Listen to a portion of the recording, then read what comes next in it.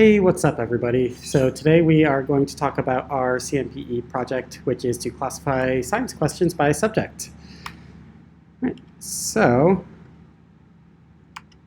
the background on this project is that basically with the advent of the internet, we have gained a lot of text. There's just a lot of text data out there, more than humans have ever really had before, and with that, that's motivated some new techniques in textual analysis, including both recurrent neural networks, which are great at understanding specific statements. You give it a sentence and it knows what you told it, as well as convolutional neural networks, not generally thought of as text processing algorithms, but these are actually really good at getting at the general context of a statement. So instead of trying to understand specifically what the sentence is saying, it's just trying to get a general idea of what sort of, what's relevant about the sentence. So with that, we come into some of the motivations of this project. So like I said at the beginning, with the advent of the internet, there's a lot of text out there, and well, it's a lot of text. So it's a lot more than most people can really handle, either individuals or organizations, and a lot of this text actually needs to be classified. Usually depends on the specific organization we're talking about, but this is relevant for news aggregators, forums, content aggregators, etc. Now, a lot of times these can be self-classified by people who are posting them, such as in forums, but that excludes automatic aggregators, and it also doesn't really account for people misclassifying their own posts. If someone doesn't know very much about a topic, they're more likely to put it in the wrong category and think it's about something that it's not actually about. So to get around this, a lot of organizations will have dedicated humans just sitting there going through classifying. These are either people hired by the organization or they might be volunteers, but either way, this is time consuming. It's a fatiguing process. You're sitting there clicking through lots of just different text and trying to understand all of it and put it in different categories. And it's also prone to errors. As people get more tired, as the day wears on, they're gonna start misclassifying things or just not knowing where something's supposed to be. So one popular content aggregator that we would like to sort of tackle with this kind of classification is Reddit. So Reddit uses a mixture of automatic aggregators as well as human submissions to generate its content. It's generally organized by topical niche into what are called subreddits. Each subreddit is dedicated to a specific sort of topic. So, for example, there's r/ask_science, there's r/science, which is more just science questions, there's r/politics. You get the idea. And so a lot of times, users of Reddit will actually visit a subreddit to learn more about that specific topic. Generally, these are people who are not well versed in a topic, but they would like to know more, so they go to Reddit to try and find some answers. And a lot of these subreddits will actually have different subtopic classifications. So for example, r/ask_science has different types of categories you can ask science questions in, such as physics, biology, etc. So we're actually going to be looking at r/ask_science today. So right now, the classification of different science questions that users ask, currently that task falls to moderators. They basically have to sit there and decide which category or which scientific discipline really a question most belongs to. This really has to fall to the moderators and not to the individual users, since the whole reason the user is there is to ask a question. They don't really know a whole lot about the things they're asking about. And so what we would like to do is actually make the moderators' jobs easier. Classifying is not the only thing a moderator has to do. They also have to police the communities, make sure that all the topics or all the questions are relevant, make sure that no one's just online being really offensive or anything like that. So we would like to automatically classify these science questions so that the moderators don't have to. Now, for this problem, we used one data set in two sort of different ways.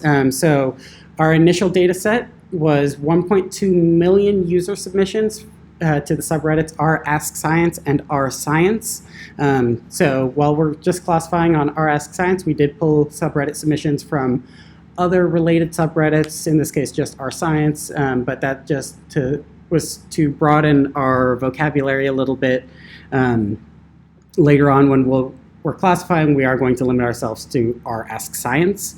But for now, while we're just building up our vocabulary, it makes sense to pull in a few other sources, just extra data. And then from that 1.2 million user submissions, we also then had 53,753 labeled submissions to put into, from r/ask_science to put into our classifier. So this was primarily the submission titles. Most of these don't actually have submission bodies. Part of that is because of our initial data sets. We actually were combining two different sources, one of which only had post titles, the other of which had both titles and bodies. But in general, for r/ask_science, users are not actually required to submit a body. The question is mostly contained within the title, whereas the body contains more contextual information. So the classes that we then had were astronomy, biology, chemistry, computer science, engineering, environmental science, geology, journals, which is just sort of a general catch-all. Journals get posted from time to time on r/ask_science, and they are not actually well categorized. Then we also have math, medicine, physics, psychology, and sociology. And one thing that I forgot to put on this slide is also meta, which is a much, much smaller category and just deals with posts that are more about the administration of r/ask_science itself. Not really science questions, but good to be able to pick those up. And then, so our data sources, so those submissions without bodies that I mentioned were from the moderators of r/ask_science, and then the submissions that we had with bodies were actually from a much, much larger data set, the Reddit submission corpus. This was a data set that was posted to Reddit in August of 2015 that contained the titles and post bodies for every single submission to Reddit from October 2006 to August 2015. So, for generating our initial embeddings, we decided to use the GloVe embedding method. We just used GloVe Python, which was a Python development of the GloVe method. This method was developed by Stanford. So we used two sets of embeddings, actually. We generated our own off of the Reddit corpus using those 1.2 million submissions. And from that, we were able to generate a 300-dimensional embedding with 460,000 words in its vocabulary. We additionally used a pre-trained embedding from Stanford, the Wikipedia embeddings. This used 6 billion words in its initial training. Now, that's not quite the same as submissions, since there's multiple words to a submission, but we just don't really have the exact method they originally got their text. But we know they had 6 billion words. They have a 400,000 word vocabulary, which is slightly smaller than the Reddit corpus, but will actually turn out to be better. And then, like our Reddit corpus, we have a 300-dimensional embedding space. So the first step after we've generated our embeddings for actually classifying our text is to standardize it using a process called tokenization. This basically removes punctuation and white space, and then it breaks up all of the texts and submissions into individual words and tokens, which are other non-word symbols. Then it also standardizes the number of tokens in each submission. So in our case, we used a 1500 length token, and 1500 tokens in length. And if a submission is longer than this, it just truncates it. And if it's shorter, which is the majority of our submissions actually, it adds a 0 padding up until 1500 tokens. So once we've tokenized it, and that's really just a pre-processing step, we then start passing it into the actual neural network. So our neural network starts with an embedding layer. This just translates the tokenized sequences into the vector embedding space. basically just taking each word, checking if it's in the embeddings dictionary. If it is, great, it grabs the vector that represents that word. And if not, we actually just ignore it. We figure if it's not in the dictionary, it's not that important of a word, so we can just kind of leave it out. And then the embedding layer is also a fixed layer. We basically just don't want to be changing our vocabulary halfway through our classification process. So we keep a constant vocabulary, and then as we train, everything in our network except for the embedding layer will update. After the embedding layer, we come to our convolutional neural networks. So we use a series of 1D convolutional neural networks.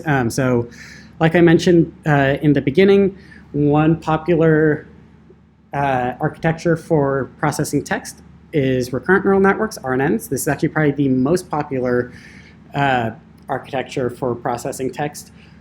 But in our case, we actually don't want what RNNs give. So RNNs are really good at processing specific meanings from text. If you give it the sentence, "the car goes fast," it'll understand that the car goes fast. It'll understand that very specifically.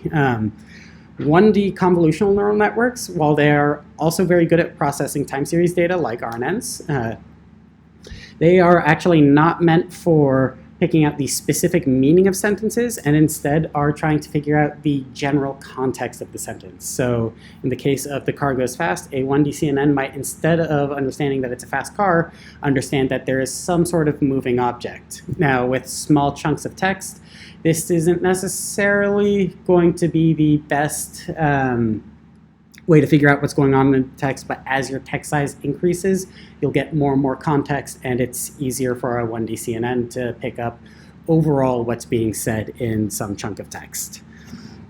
And so we use our 1D CNNs. The first layer, or the channels that go into the first layer, is just determined by the dimensionality of our embeddings. Like I said before, we're using 300 dimensional embeddings, so it's, if you're familiar with image processing, this would be similar to having a 300 channels on your input image, except in this case, it's 300 channels on our input words. And then in between each convolution, we also use max pooling. That's basically just to aggregate some of that context as well as cut down on the number of parameters that we need. So after a few layers of convolution, we then pass the convolved contexts into our classifier, which is just two dense layers fully connected with 50% dropout, and they basically just look at the context from those 1D CNNs and try to classify it into their specific scientific disciplines. So here's an overview of our model. This is a lot of numbers, and if you'd like to pause the video to take a look at anything in detail, you may, though this will also be in our report. But the main thing to sort of note is just the overall architecture. So starting from the bottom, we have our input. It goes through the embedding where it's translated into word vectors. Then we start our series of convolutions with 3 convolution layers and max pooling in between.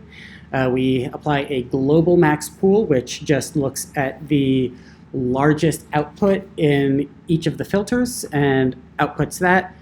And then we pass that on to our 2 fully connected layers before finally getting output in our 14 classes. So our results are not particularly impressive. So for the Reddit embeddings, we never really achieve a great loss. In fact, the loss decreases for about 20 epochs, maybe 30, before it starts then actually increasing again. And finally, by 60 epochs, it's basically white noise. Just sort of sits steady at around 2.4. And we also find that our validation set, it only decreases in loss for a much, much shorter time, maybe 5 epochs. We're thinking this points to possible issues in the dataset, considering how quickly it splits from the training loss. And overall, in accuracy, we actually evaluate accuracy in 3 ways. So we look at the top choice, then we look at the top 3 choices, whether the correct classification was in the top 3 choices of our neural network. And then we also look at the top 5 choices as our final evaluator, just seeing if it's in those, again, top 5 choices of the neural network. So we find that in general, the top choice accuracy with the Reddit embeddings is only about 30%. Top 3 choices is a bit better, 55%. Top 5 choices, it's right about 72% of the time, so it gets the correct classification in those top 5 choices almost 3 out of 4 times, but it's still not great. It's not very impressive. And the confusion matrix for the Reddit embeddings, this is actually pretty telling. We can see that it exhibits a lot of preferential classification. This might point to some vocabulary issues. It seems that it might, with the Reddit embeddings, the vocabulary might just be too limited or not differentiated enough to really be able to tell some of these classifications apart from others. For example, biology, it barely ever seems to guess, whereas it guesses medicine a lot. So it could be that it's classifying biology questions under medicine. In fact, we see that biology with the medicine prediction has 0.37% of the time it's actually a biology question. So overall, we find that with the Reddit embeddings, this classifier just does not do very well. Next, we use the Wikipedia embeddings provided by Stanford. So this still provides a similar overall shape to the loss and as the Reddit embeddings, but we notice 2 things. One, the loss goes much lower. So before, the loss never went below about 1.5, whereas here we actually get our training loss at least down below 1, and our validation loss actually starts below 1.5. It does still go up very quickly, again, pointing to issues with the data set that we're using. But overall, this does outperform the Reddit embeddings. And we can see this in the accuracy too. So our top choice validation accuracy for our best model that we had with the Wikipedia embeddings actually doubles from 30% to 60%. The top 3 choices at 82%, which is already beating the top 5 choice for the Reddit embeddings. And then the top 5 choice for Wikipedia embeddings is at 89%, nearly 90%. This is way better than the Reddit embedding-based classifier. Still not great, lots of room for improvement, but it's a huge leap over the first classifier we looked at. And again, looking at the confusion matrix, we can actually see that a lot of that preferential classification, just going for those like 5 different classes, has really evened out. It doesn't look, there's no immediate obvious classes where it's guessing that more often than the others. Overall, it seems to be guessing actually fairly close to the correct classes. Just looking along the diagonal, we see a lot of bright spots and a lot of higher frequencies, higher true positive rates.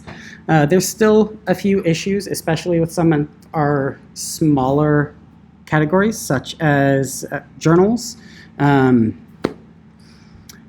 as well as mathematics. We don't see as many mathematics papers. But overall, this is doing a lot better than the Reddit embeddings and is really okay. This is actually a fairly okay place to be. It indicates that this still has a lot of potential. Needs some work, but yeah, there's things that we could do. So one thing we noticed as we were building this classifier is that it is highly sensitive to the embedding layer. I say 10 to 20% accuracy improvement on this slide, but as we saw, we even got as high as 30% accuracy improvement. 10 to 20% was sort of what we generally saw, but it could definitely go higher from there. So we basically conclude from this that the Wikipedia embeddings have a better vocabulary and that having a more robust vocabulary is going to lead to better classifications. We also found that this was somewhat sensitive to the amount of data that was used within each actual submission. So the first time we tried this, we actually tried this using posts that did not have submission bodies, that just had those titles, and it did horribly. It couldn't get better than about 26%. Once we started adding in submission bodies, it definitely started to improve. Like I said earlier, though, the majority of our data still does not have submission bodies. So ideally, going forward, we would like to get more submission bodies since we think that that would actually have a lot to offer this classifier. We also found that this was mildly sensitive to the number of fully connected layers. So by adding a second fully connected layer to our classifier, we did actually improve accuracy by about 5 to 10%. While it overall did not have the biggest impact, it was still an important addition. Adding 3 layers did not seem to produce similar effects, though. This could be just a matter, though, of us not trying the exact right architecture, possibly using 3 layers with the right number of neurons. Maybe that would have something to offer. There's stuff to play with there. Finally, we actually found that the number and size of the convolutional layers did not actually have as much of an effect. So we initially used much smaller convolutional layers than what we ended up with. And we found that while these smaller layers did perform marginally worse, it was only by 5% or less. Adding more convolutional layers or expanding the convolutional layers really didn't seem to have much of an effect. So at least as far as these shorter text segments go, they seem to be extracting all the context that they can. If we had larger text submissions, though, this might actually need to change. So in conclusion, we found that this classifier had poor single choice accuracy regardless of the embedding that we used, though the embedding did still play a big role in that. But it is fairly good at capturing the correct category in the top 3 to 5 choices, especially using that Wikipedia embedding.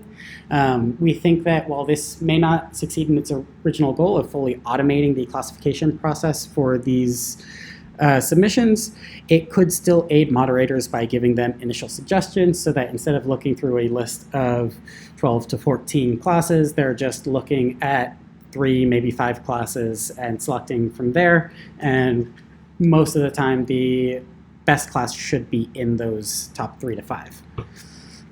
So with that actually leads right into both of our improvements. So first improvement, the one that's probably the most obvious based on all of my data complaints, is that we need a better data set.